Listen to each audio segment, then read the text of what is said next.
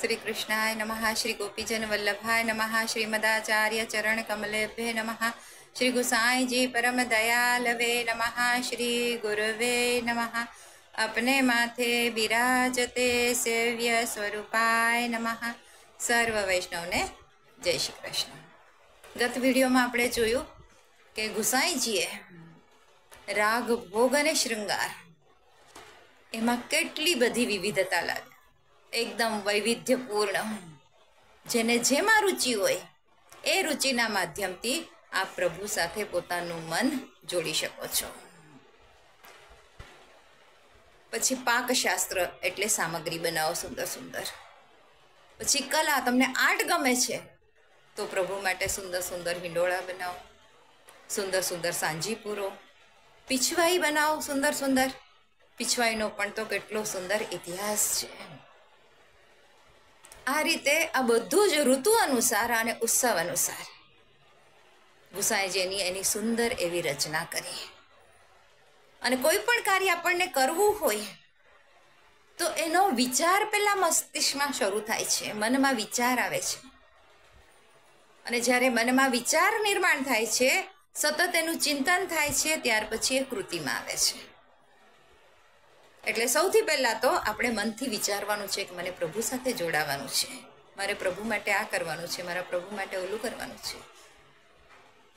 એ રીતે ધીમે ધીમે પ્રભુ સાથે તમારો નિગ્રહ થતો જાય અને તમે જે ભાવથી પ્રભુને બસશો, પ્રભુ એ ભાવથી તમને અનુભવ બતાવશે।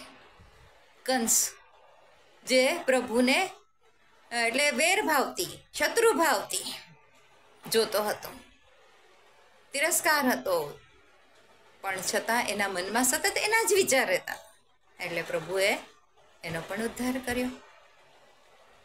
एटले पुष्टि मार्गमां आपणे प्रभु साथे जोड़वा माटे आवा घणा बधा साधनो छे, घणा बधा मार्गो छे अने सहजताथी आपणे प्रभु साथे जोड़ाई शकीए छीए। महाप्रभुजीए जे सिद्धांत पुष्टि मार्गना सिद्धांत बताव्या, ए सिद्धांतोनो प्रचार प्रसार गुसाईजीए खूब सुंदर रीते कर्यो। અને જે પણ પ્રણાલિકા શરૂ કરી એ વેદશાસ્ત્રની મર્યાદાથી જ શરૂ કરી। વેદશાસ્ત્રોના મર્યાદા બહાર ક્યારેય ગયા નથી। ગુસાઈજી સ્વયં સંગીતના નિષ્ણાત હતા, વીણાવાદન ખૂબ સુંદર રીતે કરતા, પણ વીણાવાદન કરવાથી એમની આંગળીઓ બધી ખરબચડી થઈ ગઈ, જેથી જ્યારે પ્રભુની સેવામાં જાય, પ્રભુને સ્નાન કરાવે, શૃંગાર જ્યારે અંગીકાર કરાવે તો પ્રભુને શ્રમ પડે। એટલે મહાપ્રભુજી એમને આ વાત સમજાવી तो एमणे वीणावादन छोड़ी दीधुं के प्रभुनो सुख ने तत्सुखनो विचार वधारे महत्वनो छे। गोसाईजीए भारतभरमां अनेक अनेक जग्याओ पर भ्रमण कर्युं। गुजरातमां 6 થી 7 वार पधार्या हता। द्वारका पण प्रवास घणीवार कर्यो हतो। गोसाईजीनी भारतमां कुल 28 बेठको आवेली छे अने गोसाईजी हमेशा महाप्रभुजीना बतावेला शास्त्र मर्यादाना हिसाबे ज आगळ कार्य करता।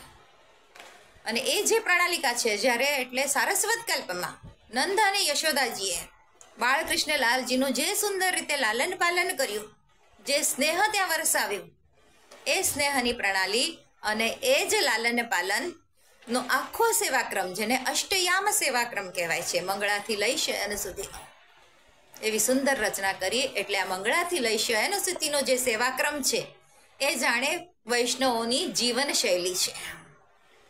ए रीते आपणे आपणुं पोतानुं जीवन एमां ढाળી देवानुं छे। उठो त्यारथी सुता सुधी जे कंई कार्य करो ए बधुं प्रभु माटे ज करवुं छे। पण एनुं माटे एवुं नथी के आपणे बधो नोकरी धंधो ने जे कंईक आपणे कार्य करता होय, गृह कार्य, ए बधुं छोड़ी देवानुं नहीं। ए करता करता मनमा विचार प्रभु ना राखवाना के मारे प्रभु माटे आ करवुं छे, मारे प्रभु माटे ओलुं करवानुं छे, आम करवानुं छे। एटले चिंतन सतत प्रभुनुं रहे ए वधारे महत्वनुं छे। अने पछी महाप्रभु गुसाईजीए अनेक अलग अलग ग्रंथोनी रचना पण करी छे। घणा बधा ग्रंथोनो अध्ययन कर्युं छे।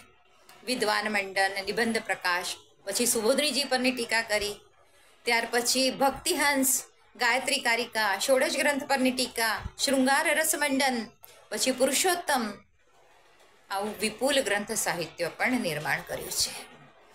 સર્વોત્તમ સ્તોત્રમાં જે રીતે મહાપ્રભુજીના 108 નામ છે એ રીતે નામરત્ન આખ્યાનમાં ગુસાઈજીના 108 નામ છે. અને આ ગ્રંથની રચના ગુસાઈજીના પંચમ પુત્ર રઘુનાથજીએ કર્યું છે.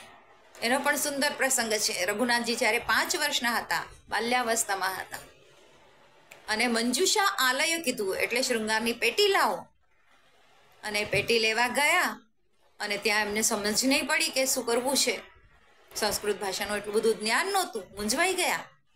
ત્યાં સ્વયં મહાપ્રભુજી પ્રકટ થયા અને કહ્યું કે તમારે શૃંગારની પેટી લઈ જવાની છે, અને મસ્તક પર આશીર્વાદ માટે હસ્ત ધર્યા. ત્યાં એમના મુખમાંથી આ નામરત્ન આખ્યાન સ્તોત્ર સરી પડ્યું. આજ માટે આટલું જ. આના પછીનો પ્રસંગ પછીના વિડીયોમાં જઈશું. જે કાંઈ ભૂલ ચૂક થઈ હોય તે માટે ક્ષમા ચાહું છું. સર્વ વૈષ્ણવને જય શ્રી કૃષ્ણ.